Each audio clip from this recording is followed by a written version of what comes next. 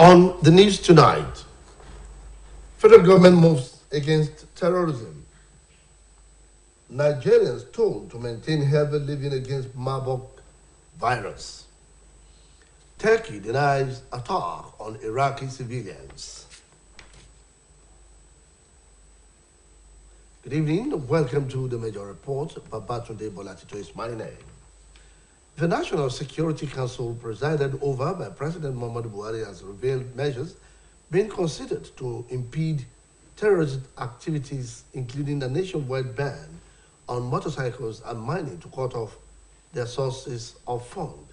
Attorney General of the Federation, Minister of Justice, Abubakar Malami, flanked by his Interior and Police Affairs Ministers, Rauf Arebeshola and Mohammed Dengiadi, briefed journalists at the end of the meeting at the presidential villa, Abuja, saying it focused on the logistics used by the terrorists.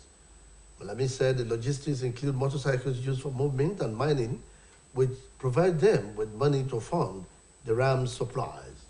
He said the federal government is now looking at ways to inhibit their action by blocking the sources already identified. Malami noted that terrorists have moved from the conventional ways of funding their activities to mining and ransom taking, making it necessary for the government to act. The AGF stated that the issues deliberated border on one, the logistic being used by the terrorists, Boko Haram and bandits, among others, in the act of executing their unfortunate act of terrorism. Nigerians have appealed to the federal government to urgently intervene in curbing inflation rate in the country by subsidizing materials used for production of bread. They made the appeal against the backdrop of the alarm raised by master bakers that the popular staple food might disappear from the menu of the common man as a result of high cost of production. Oluchi Amuda now completes the story. Bread is one of the most popular staple food in Nigeria. Its popularity stems from the fact that it is readily available, filling and appeal to all classes of people. In the past, bread used to be one of the most affordable staple food in the country, but the reverse seems to be the case now. The harsh economic climate in Nigeria, which has continually led to increase in the prices of goods and services, most especially foodstuff, did not spare the bakery industry, which often boasts of being one of the largest employers of labor in the country. This was probably why the stakeholders in the industry cried out to the federal government to save the bakery industry from total collapse. One of the bakers in Nigeria, Abubakar Jalili, said the rise in the prices of raw materials occasioned by the galloping inflation is trying to force them out of business. To cover the money, it will be a problem. You go and buy flour like 19,500 or 20,000, and you are not going to produce what will recover your money back.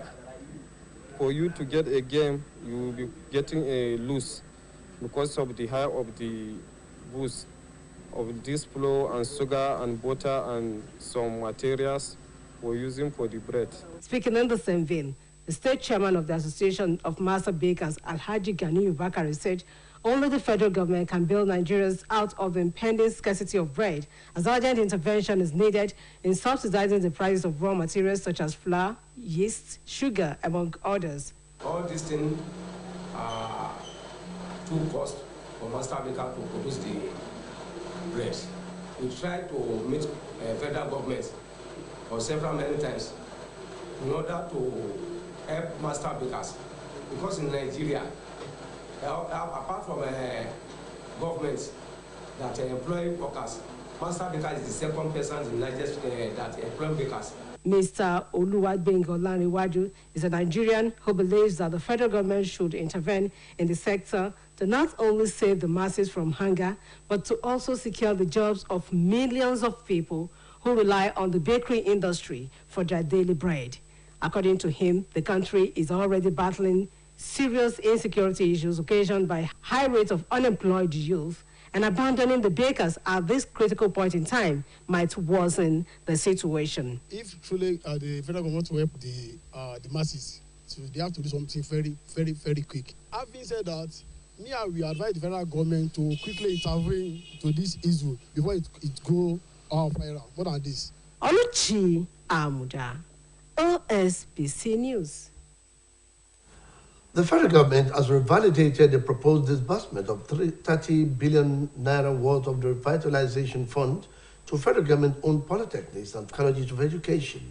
Reports say that there are issues surrounding the disbursement, as the federal government side excluded some of the stakeholders, which included the Academic Staff Union of Polytechnics and College of Education, the Academic Staff Union, from discussions on how the fund will be released to different polytechnics and colleges of education in the country.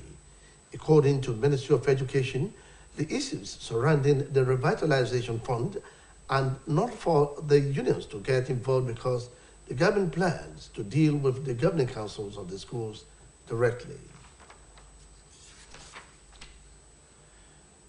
The Minister of Information, Lai Mohammed, has declared the proposed NLC protest as illegal since the Nigeria Labour Congress had no pending dispute with the government, but the Congress retorted that it will go on with the protest, saying the freedom to protest is guaranteed by the Constitution. No fewer than 40 unions, including the aviation workers, will participate in the rally called in solidarity with the striking Academic Staff Union of Universities, which has shut down public universities since February 14 over the failure of the government to meet its demand. ASU has embarked on a one-month warning strike on February 14 to press home its demand for the implementation of the October 2009 ASU federal government agreement. The Senior Staff Association of Nigerian Universities, Non-Academic Staff Union of Allied and Educational Institutions, and National Union of Academic Technologies later joined the industrial action. To fast-track the resolution of the crisis, President Muhammadu Buhari directed the Minister of Education at Adamu to resolve the 5-month strike within 2 weeks and report back to him. In solidarity with ASU, the NSC announced that it will kick off a nationwide protest to pressure the federal government to resolve the crisis in the tertiary education sector. The head of civil service of the Federation, Dr. Folashade Yemieson, has said 1,446 civil servants from various government ministries, departments, and agencies are verified on the integrated personnel payroll information system. She also said 3,657 civil servants have so far been reported to Independent and Corrupt Practices and Related Offences Commission for prosecution over failure to get verified on the platform. The HOS of the Federation revealed this to journalists today during the 43rd session of the State House briefing organized by the Presidential Communications Team at the Aso Rock Villa, Abuja. According to her, at least 1,618 applicants floated illegal or fake letters, as 874 offices have so far been suspended from IPPIS platform. She also disclosed that the government saves about 180 million naira monthly and about 2 billion naira annually by implementing IPPIS.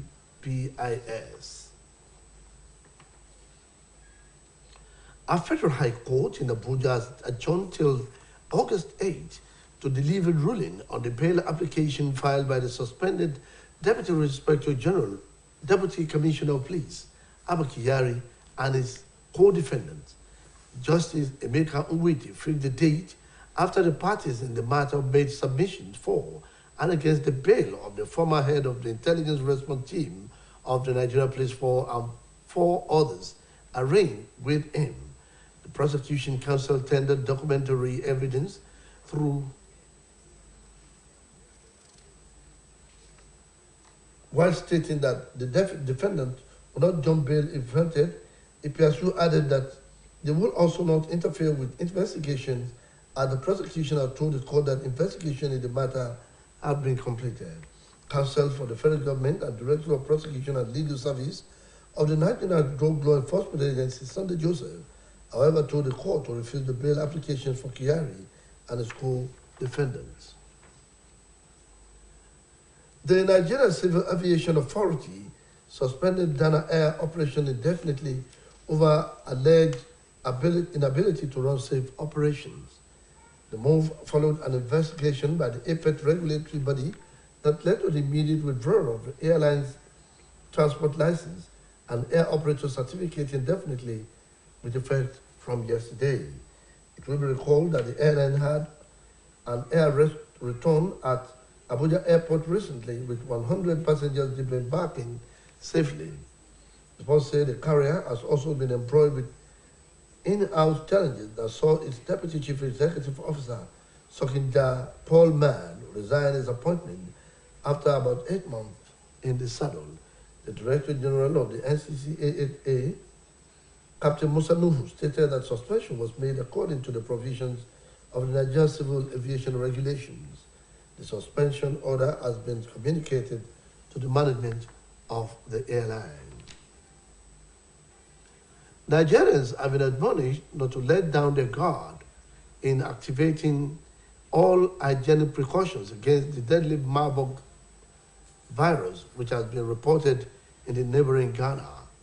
Special advisor to the governor on public health, Dr. Shiji Olamiju, who gave the admonition while reacting to the discovery of the virus in Ghana, noted that if Nigeria could combat COVID-19, it will battle any virus. Marburg virus is a deadly virus. It kills 50% of those people that it infects. And in some cases, especially the harmful strain of it, can kill up to 88% of those people that it infects. It means if the harmful strain infects 100 people, 88 of them will die. That's to tell that we have to be very careful. And it is caused by fruit, bats and contact with infected person, infected surfaces or infected material. That is where we can contact it. People should be very careful in terms of contact, in terms of maintaining hand hygiene, materials they touch and, the surfaces they touch or they interact with, so as to be off the hook of this deadly virus. Now, before, it is usually in Uganda and Guinea that we heard of it, but now it has been discovered in our neighboring country, Ghana here. It means we have to be extra careful in terms of maintaining the usual protocol of public health that we have been, hammering since the time of Lassa fever to COVID. We have to avoid larger gathering, know who you interact and, share your body contact with. And those people, especially the farmers, who may have interaction with the fecal matter of the fruit bats, should be extra careful.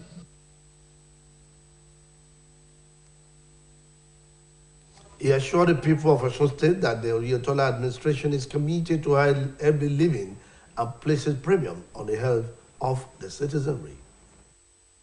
And to curtail it, because having succeeded in the war against COVID-19, I doubt if there is any other virus escalation or epidemics or whatever that, by the grace of God, Nigeria will not be able to cope with. People should not panic. The government of the state of Osun, under the leadership of Alhaji Gboyega Oyetola, is irrevocably committed to the health of the citizenry. As a government, we have started, awareness campaign through radio, other media, so as to sensitize our people against this virus, though it has not been discovered in Nigeria. But Governor Oyetola is a proactive person. So as a state, we have been proactive about it, resensitizing our surveillance antenna across the state so as to nip in the bud in case it rears its ugly head. People should not panic, they should go on with their businesses, but maintaining high level of personal and hand hygiene. Now welcome to our sports segment.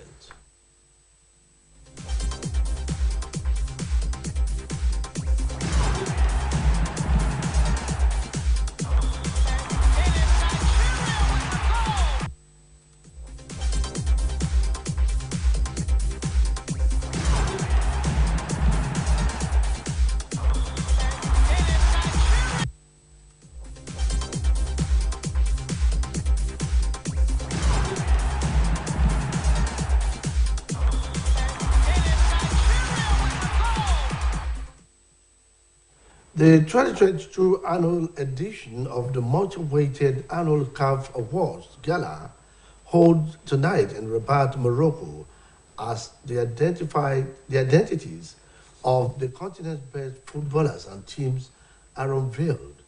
Details of these and more sports stories are presented by Olumumi Ajiboye Agbola. Asisat Oshoala of Nigeria would be crowned again as Africa's best women footballer of the year in Morocco. The 2022 edition of the much-awaited annual CAF Awards Gala holds tonight, specifically in Rabat, as the identities of the continent's best footballers and teams are unveiled. The Continental Soccer Ruling Body released the top 3 nominees for all the women and men categories ahead of tonight's gala, with Oshoala and the rest. Oshoala, the FC Barcelona women's striker, became the second player ever to win the Continental Award 4 times, to equal the record set by our compatriot Perpetua Nwokocha during her heyday.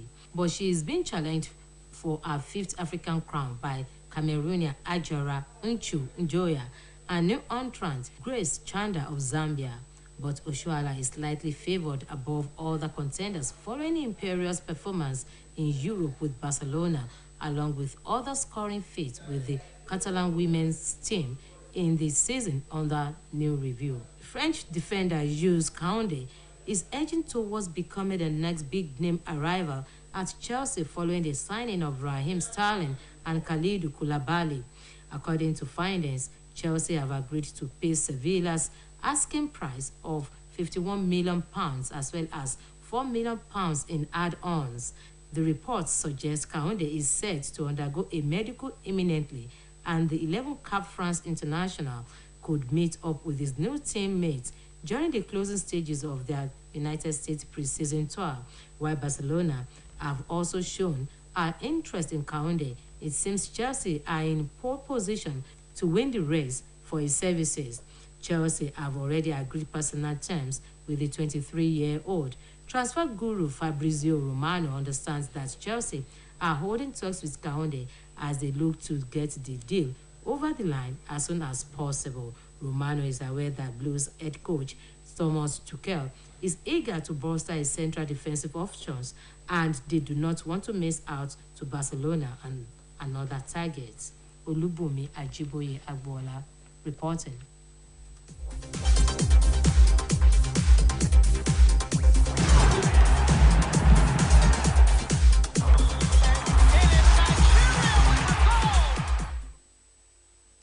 The Turkish foreign minister has denied reports that Turkey carried out attacks targeting civilians in the Iraqi Duhok province, where a strike killed 8 and wounded 23.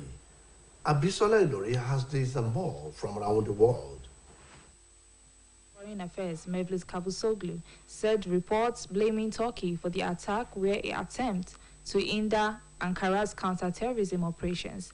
The Turkish foreign minister has denied reports that Turkey carried out attacks targeting civilians in Iraq Duhok province, where a strike killed 8 and wounded 23. Mevlut Cavusoglu said that Iraq's authorities should not fall for what he labeled as a trap. Turkey has previously rejected claims by Iraq's officials and state media that it had carried out an attack on a mountain resort in the northern Duhok province.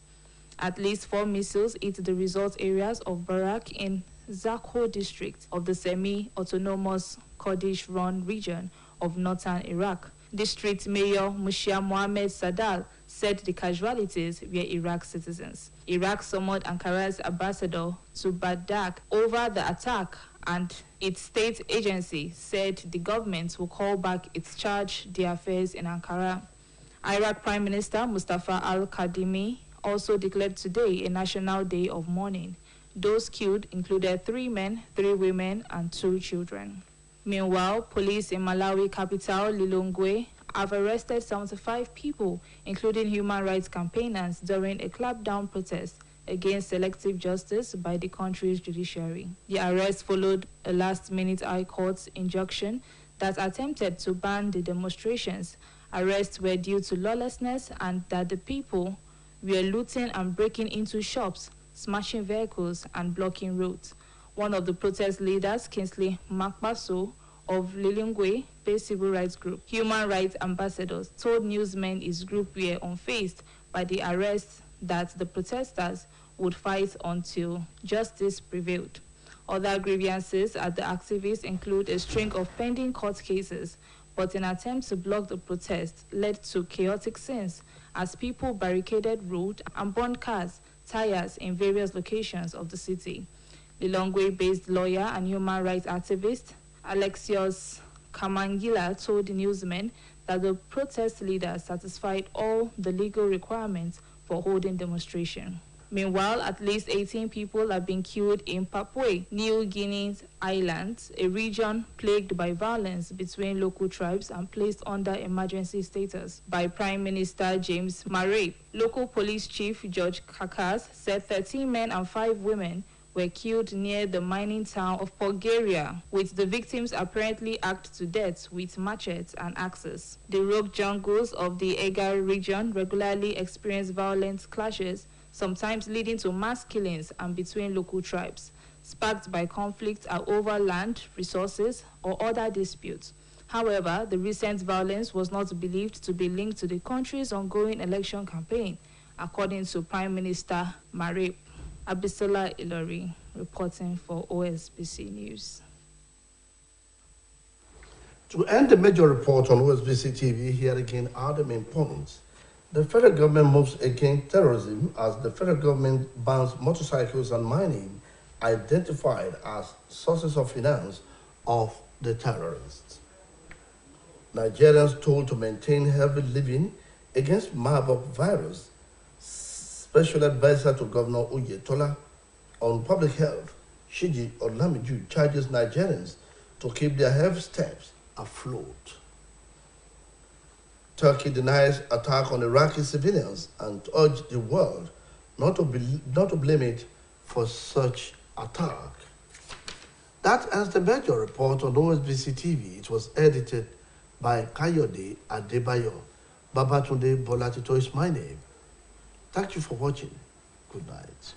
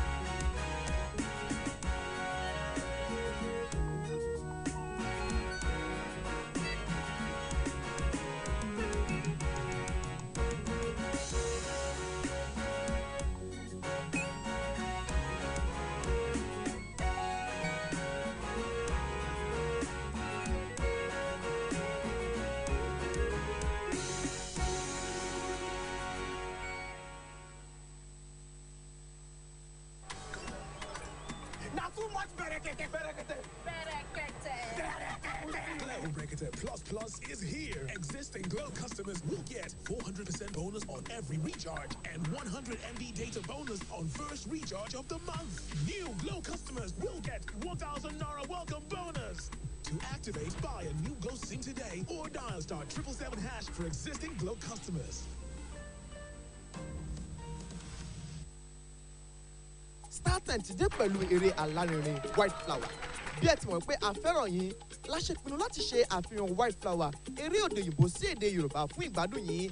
Agbẹjọ́rò Dante Cruz àti aya rẹ̀ ló ṣe fún kẹ́ ìdúkòjì lọ́wọ́ àwọn agbanipa látàrí ẹ̀rí ìwà àjẹbánu èyí tí ó ń tọpinpin lórí gómìnà Julio Andante àti ọmọ rẹ̀. Ṣùgbọ́n orí kó ọmọ wọn Lily yọ ní ọjọ́ náà. Ta ló pa mòfin ọ̀hún? Kí ni padàbọ̀ Lily sílùú Andante? White Flower yóò mọ̀ wá sójú ìwòran yín lórí ìkànnì ST Yorùbá lóṣù karùn-ún yìí láti ọjọ́ Ajé sí ọjọ́ Ẹtì dédé aago 8 àṣálẹ́ lórí ìkànnì táwa yìí. ST Yorùbá, ọmọ káàárọ̀ oòjíire.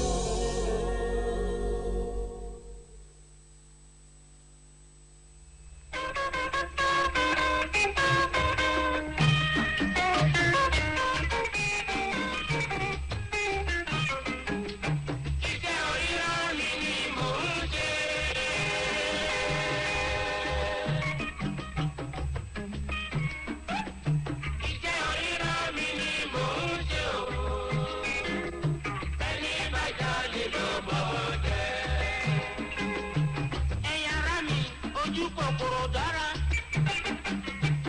Ìjọba ìmọ̀rẹ́ bá ṣe fún ẹjẹ́ tó wá.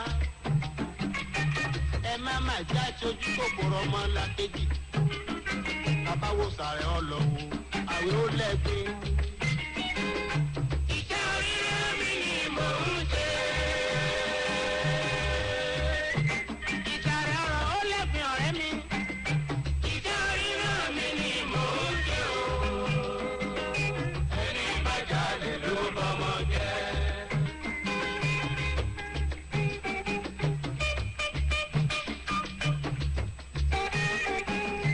Béèyàn pọn mi tàkúsà ti lówó lọ́wọ́. Iṣẹ́ níṣẹ́ jẹ́. Iṣẹ́ níṣẹ́ jẹ́. Ẹ̀yin ará mi. Iṣẹ́ níṣẹ́ jẹ́. Béèyàn ru ẹgbẹ̀ tán ó lówó lọ́wọ́. Iṣẹ́ níṣẹ́ jẹ́. Iṣẹ́ níṣẹ́ jẹ́. Ọ̀gá akóyẹ̀pẹ̀ akóyọ̀ọ́yọ́. Iṣẹ́ níṣẹ́ jẹ́. Iṣẹ́ níṣẹ́ jẹ́. Àwọn tíṣà kíkọ́ ni ní ìwé. Iṣẹ́ níṣẹ́ jẹ́. Iṣẹ́ níṣẹ́ jẹ́. Béèyàn ṣe barista lọ́yà tí ń gbẹ́jọ́ ẹlẹ́jọ́ rò. Iṣẹ́ níṣẹ́